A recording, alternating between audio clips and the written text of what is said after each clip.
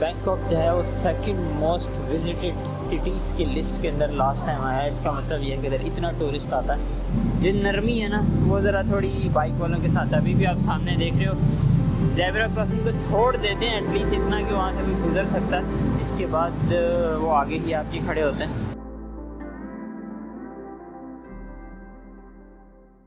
ये बैंकॉक की छोटी सी वॉकिंग टेल है। पाया थाई का एरिया है जो कि हलाल फूड के लिए काफ़ी फेमस है। यहाँ पे ये सामने सारे हलाल फूड रेस्टोरेंट्स हैं और बाकी यहाँ पे काफ़ी अच्छे अच्छे होटल्स और हॉस्टल्स भी हैं। ये आप बिल्डिंग देखो, इसके टॉप के ऊपर पूल है।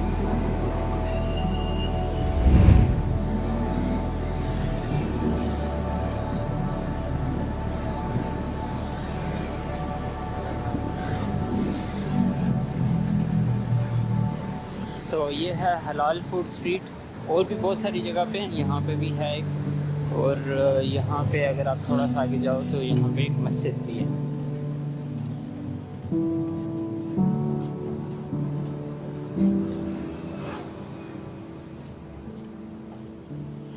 तो ये है मस्जिद, जामिया मस्जिद आप कह लो। वैसे भी मस्जिदें थोड़ी ही होती हैं यहाँ पे, कम कम जगहों के ऊपर होती हैं। ज़्यादातर जगह के ऊपर अगर आप किसी मॉल वगैरह में जाते हो तो हो सकता है आपको कहीं एरिया मिल जाए। और यहाँ पे सारे हलाल फूड रेस्टोरेंट्स हैं।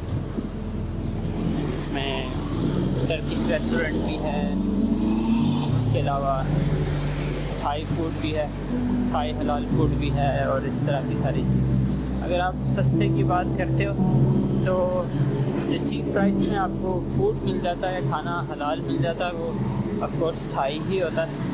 और थाई के जो लोग हैं वो ज़्यादातर चावल खाते हैं। जैसे ईस्ट एशियंस नेशंस के ज़्यादातर लोग चावल ही खाते हैं, वाइट चावल।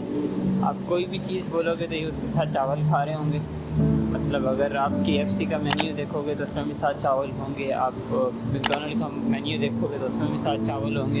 यानी अगर आप ये कहते हो कि आप मुर्गी खा रहे हो तो इसका मतलब ये है कि आप चावलों के साथ मुर्गी खा रहे हो। आप अंडा खा रहे हो तो चावलों के साथ अंडा खा रहे हो। और ज़्यादातर जो चावल होते हैं वो वाइट बॉइल्ड चावल होते हैं। ये ईस्ट एशियन नेशन जितनी भी हैं तकरीबन सब में यही चलता है। बाकी इनके कुछ अपने डिशेज भी हैं। पाड थाई के नाम से भी है एक, वो डिफरेंट तरह की सब्ज़ियाँ कह लो आप, इस तरह की चीज़ें होती हैं। और उसमें आपके पास ऑप्शन होता है कुछ जगह के ऊपर कि आप अपनी मर्ज़ी से भी बना सकते हो। कुछ जगह पे बनी बनाई मिलती हैं, कुछ जगह पे आप मर्ज़ी से भी चीज़ें बना सकते हो। इसमें आपके पास बीफ का भी ऑप्शन होता है और बाकी जगहों पर।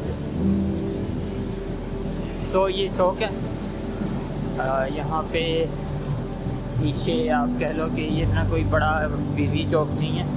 सिर्फ एक पुल जा रहा है यहाँ पे, सिर्फ एक ऊपर मेट्रो का पुल जा रहा है और नीचे ये वाला पुल जा रहा है। तो इतना ज़्यादा आप कह लो एक्साइटिंग नहीं है। लेकिन बहुत सारी जगह यहाँ पे ऐसी हैं जहाँ पे 3-3, 4-4 लेवल्स हैं। लाइक 2-2 फ्लोर के ऊपर मेट्रो चल रही होती है, उसके नीचे वॉकिंग स्ट्रीट होती है और रोड के ऊपर अगेंस्ट जाहिर सी बात है जो आपकी ट्रांसपोर्ट है उस तरह से चलती है।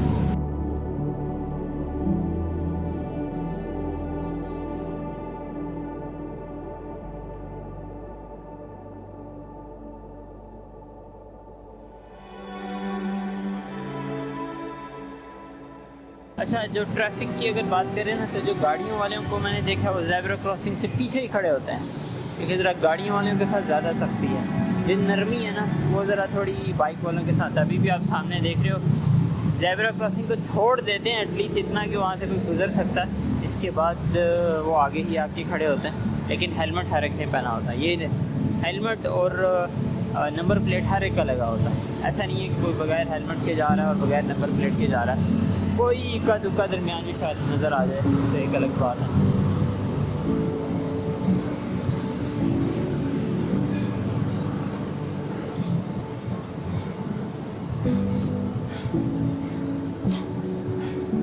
सो इसके बाद थाईलैंड जिस चीज़ के लिए सबसे ज़्यादा फेमस है, एक तो शॉपिंग के लिए बहुत ज़्यादा फेमस है। तो वहाँ पे आगे जाके एक मॉल है जो कि जहाँ पे काफ़ी अच्छा खासा रश होता है। और अगर आप प्राइजेस की बात करो तो वहाँ पे कदरे बाकी जगहों के ऊपर बाकी जगहों की निस्बत कम है।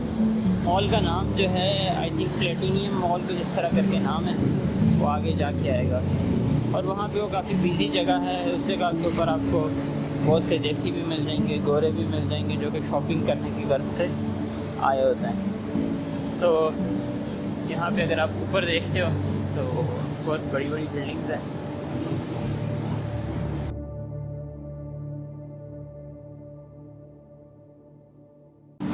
एक और चीज़ जिसके लिए थाईलैंड बहुत ज़्यादा फेमस है वो मसाज सेंटर्स हैं। वो तो खैर यहाँ पे बहुत ही ज़्यादा हैं, होलसेल के अंदर हैं। हर गली के अंदर, हर नुक्कड़ के अंदर आपको मसाज सेंटर मिलेंगे। और थाई मसाज वैसे भी काफ़ी फेमस है ऑल ओवर द वर्ल्ड। कुछ जो हैं वो स्पेशलाइज्ड होते हैं। स्पेशलाइज इस तरह से जैसे फुट मसाज है, सिर्फ पैरों का वो मसाज कर रहे होंगे। उसके अलावा थाई मसाज के एक दो स्पेशलिस्ट नज़र आए। एक जगह पे मछलियों के ज़रिए, डॉक्टर फिश जिसको कहा जाता है, उसके ज़रिए मसाज करते हैं पैरों पे, जो कि काफ़ी अच्छा एक्सपीरियंस होता है। एक दफ़ा के लिए आप कर सकते हो।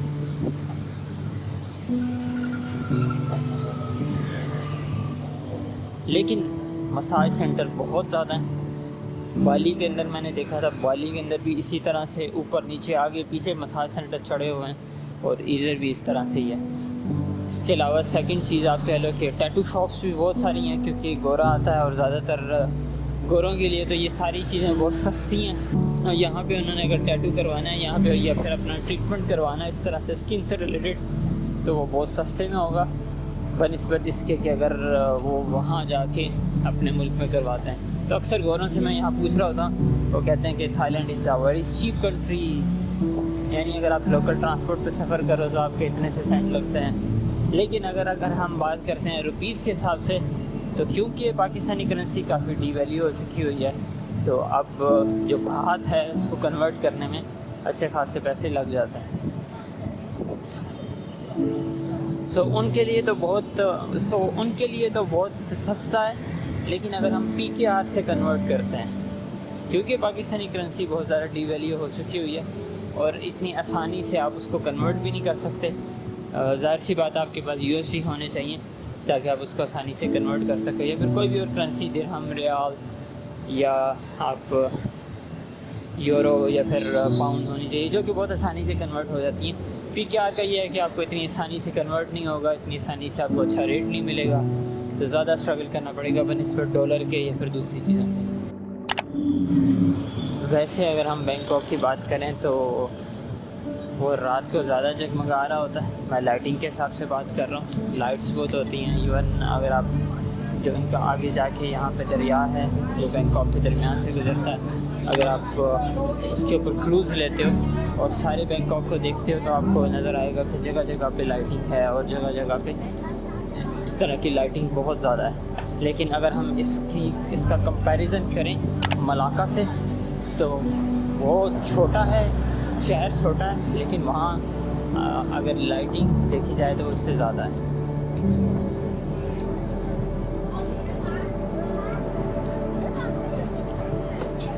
ये कह लो कि ये यहाँ का सालमी है। और एक और बिज़नेस है जो यहाँ पे बहुत ज़्यादा नज़र आता है, वो टूर ऑपरेटर्स का, क्योंकि बैंकॉक जो है वो सेकंड मोस्ट विजिटेड सिटीज़ की लिस्ट के अंदर लास्ट टाइम आया है। इसका मतलब ये है कि इधर इतना टूरिस्ट आता है। ऑफ कोर्स जहाँ पे टूरिस्ट आएगा तो वहाँ पे उनको इन चीज़ों की ज़रूरत होगी, लेकिन अगर आप पर्सनली बात करो तो मैं इन चीज़ों का बहुत बड़ा फ़ैन नहीं हूँ। आप ज़ाहिर टूर ऑपरेटर ले सकते हो अगर आपके पास टाइम थोड़ा है, लेकिन अगर आपके पास टाइम है तो फिर आपको ये सारी चीज़ें खुद से एक्सप्लोर करनी चाहिए। आप खुद से भी कर सकते हो। ऑफ कोर्स कुछ जगह होती हैं जैसे हिस्टोरिकल जगह हैं जहाँ पे आप चाहते हो कि वो आपको हिस्ट्री का सारा बैकग्राउंड साथ साथ दें, तो उसके अंदर आप टूर ऑपरेटर वगैरह ले सकते हैं।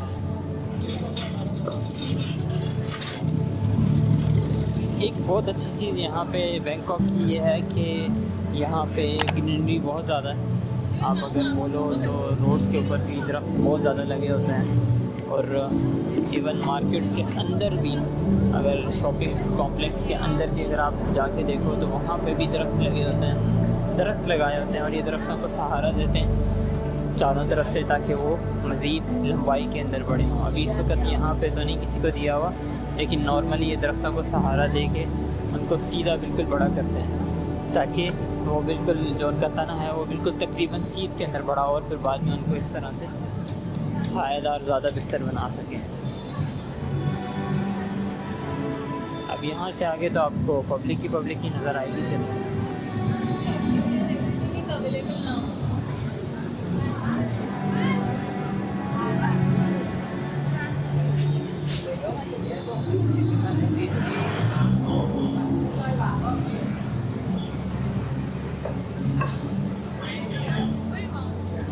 Wait.